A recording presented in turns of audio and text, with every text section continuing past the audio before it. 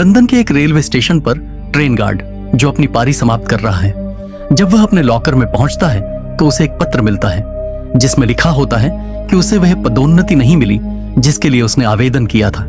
जब वह गुस्से में कागज को तोड़ मरोड़ रहा था तभी सुपरवाइजर आया और जो उसे रात की शिफ्ट की जिम्मेदारी संभालने को कहा, क्योंकि रात का गार्ड बीमार है। पहले तो जो नहीं कहना चाहता था, लेकिन जब उसे अपनी पसंद का पता चलता है तो वह स्वीकार कर लेता है। ट्रेन के चलने के बाद जो सभी यात्रियों के टिकटों की जांच करना शुरू कर देता है। तभी एक महिला अपना ड्रॉप्स गिरा देती है और जब जो उसकी मदद करता है तो वह अचानक गुर्राहट की आवाज सुनकर चौंक जाता है, लेकिन यह तो उस महिला का कुत्ता है। अगले कुछ घंटों तक बारिश और पूर्णिमा के बीच ट्रेन शांतिपूर्वक यात्रा करती रहती है। प्रत्येक स्टेशन पर यात्री उतरते रहते हैं जब तक कि केवल कुछ ही यात्री शेष रह जाते हैं। जब ट्रेन जंगल में पहुंचती है तो अचानक एक तेज चीख की आवाज डिब्बों में गूंजती है और ट्रेन रुक जाती है। जो ये जानने के लिए आगे बढ़ता है, लेकिन जब वह इसे खोलने वाला होता है तो स्पीकरों की आवाज सुनकर चौंक जाता है। ड्राइवर ने बताया कि सड़क पर ट्रेन किसी चीज से टकरा गई है और उसने यात्रियों से कहा कि जब तक समस्या का समाधान नहीं हो जाता वे शांत रहें।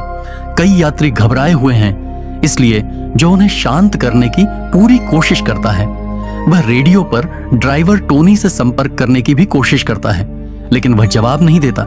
इसलिए वह स्पीकर का उपयोग करके यात्रियों से धैर्य रखने के लिए कहता है। इस बीच टोनी यह देखने के लिए ट्रेन से उतर जाता है कि क्या हुआ था और उसे पता चलता है कि ट्रेन की टक्कर एक हिरण से हुई थी जो अब ट्रेन के पहियों में फंस गया है। वह उसे बाहर खींचने की कोशिश करता है। उसी समय टोनी को अपने पीछे शोर सुनाई देता है और जब वह पीछे मुड़ता है तो एक रहस्यमय प्राणी उस पर हमला कर देता है और उसे खाना शुरू कर देता है। ट्रेन में जो इंतजार करते करते थक जाता है और चाबी का उपयोग करके नियंत्रण कक्ष में प्रवेश करता है, लेकिन वह खाली पाता है। फिर वह बाहर की ओर देखता है, लेकिन टोनी को वहां भी नहीं पाता। इसके बाद जो कंपनी की बचाव टीम को फोन करता है, जो बताती है कि वे समय से पीछे हैं क्योंकि तूफान के कारण बहुत सारी दुर्घटनाएं हो रही हैं। फोन का सिग्नल खराब है, लेकिन जो यह जानने में सफल हो जाता है कि वे 4 घंटे में वहां पहुंच जाएंगे। इसके बाद जो यात्रियों को 4 घंटे के इंतजार के बारे में बताता है, जिससे वे लोग घबरा जाते हैं। जब उसने उन्हें बताया कि ड्राइवर गायब हो गया है, उनकी शिकायतें बढ़ती जाती हैं, इसलिए एड्रियन को उन्हें चुप कराने के लिए चिल्लाना पड़ता है। उन्होंने बताया कि उनके फोन पर सिग्नल नहीं है, इसलिए उन्हें मदद के लिए फोन करने के लिए अगले स्टेशन तक चलना चाहिए।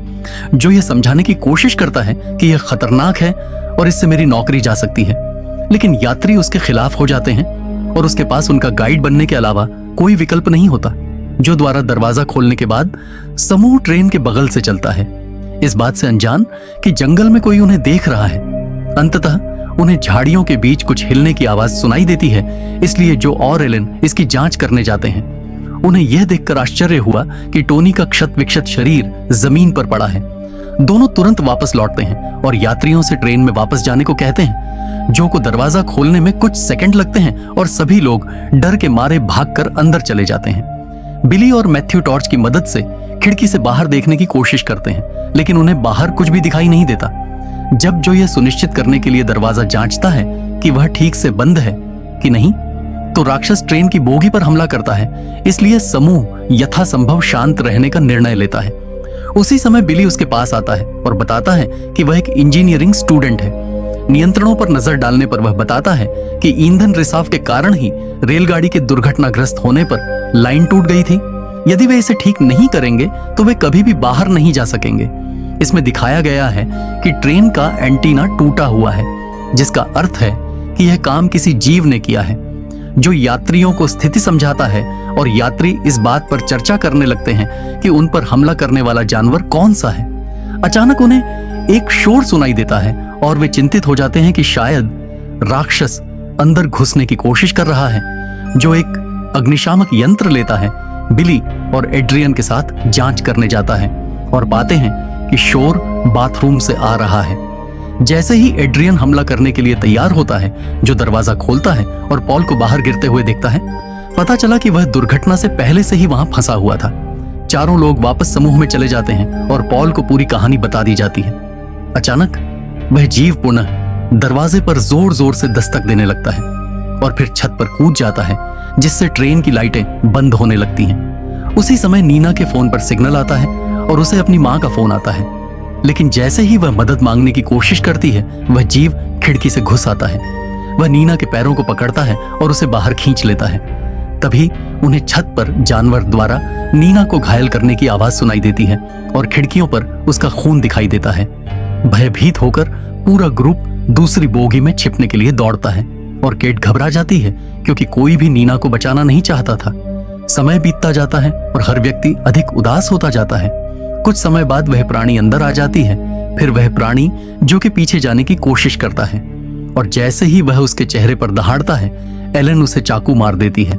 बिली को गर्दन से पकड़कर छत पर धकेल दिया जाता है, लेकिन वह तभी गिर जाता है जब एड्रियन उसके घाव पर वार करता है। उसी समय मैथ्यू एक कुल्हाड़ी लेकर आता है और राक्षस पर तब तक वार करता है जब तक कि वह मर नहीं जाता। कुछ सेकंड बाद ग्रुप ने उस प्राणी को करीब से देखा और उसकी उंगली में एक अंगूठी देखी। एड्रियन को याद आता है कि जिन लोगों को काटा जाता है वे भी बदल जाते हैं और अब हर कोई जेनी से सावधान रहता है। अचानक जेनी का चेहरा बदलने लगता है। एड्रियन उसे पूरी तरह से रूपांतरित होने से पहले ही मार देना चाहता है, लेकिन जीडी उसे ऐसा नहीं करने देती। वह आगे बढ़ता है और जेनी का गला घोंटना शुरू कर देता है, इसलिए जो उसे नीचे गिराने के लिए मुक्का मारता है। इसके बाद सभी एड्रियन और जेनी दोनों को बेल्ट से बांधने पर सहमत हो जाता है। मैथ्यू और बिली ट्रेन से उतरते हैं और जल्दी से रिसाव का पता लगाते हैं, जबकि बिली इसे ठीक करने के लिए ट्रेन के नीचे जाता है। जेनी को सांस लेने में परेशानी होने लगती है और एड्रियन जोर देकर कहता है कि इससे पहले कि बहुत देर हो जाए उन्हें कुछ करना चाहिए। उसी समय मैथ्यू जंगल में शोर सुनता है और जांच करने जाता है। जंगल में मैथ्यू नीना को मदद के लिए पुकारते हुए सुनता है और उसकी आवाज का अनुसरण करता है, लेकिन पाता है कि एक पेड़ के ऊपर उसका शरीर एक राक्षस द्वारा खाया जा रहा है। भयभीत होकर मैथ्यू भागने की कोशिश करता है, लेकिन जल्द ही राक्षस उसे घेर लेते हैं।